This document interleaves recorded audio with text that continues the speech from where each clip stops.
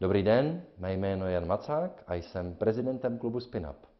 Klubu, který nedávno vznikl na půdě Univerzity Pardubice a který má 3 základní cíle. Propojit a podpořit lidi všech věkových kategorií, kteří mají chuť a potřebu o svých nápadech, myšlenkách a výsledcích svých výzkumných aktivit hovořit. Pomoct jim také zesílit komunikaci, protože ta není vždy na dobré úrovni.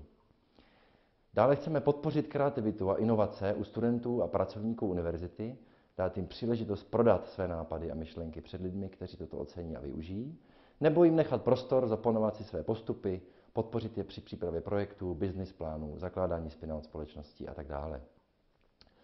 Chceme také prohloubit spolupráci mezi naší univerzitou a průmyslovou sférou, nejen v našem kraji, ale i ostatních krajích a v zahraničí. To vše proto, abychom pomohli univerzitě být moderní vzdělávací a výzkumnou organizací, která bude nejen atraktivní pro studenty a výzkumné pracovníky, ale také pro průmyslové partnery.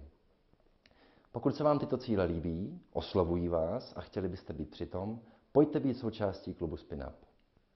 Pro další informace můžete navštívit stránky klubu, kde se dozvíte o excelentních lidech na univerzitě, o akcích, prezentacích, workshopech, které v rámci klubu připravujeme. Budu rád, když vás budu moct přivítat na některé z příštích akcí. Těšíme se na vás.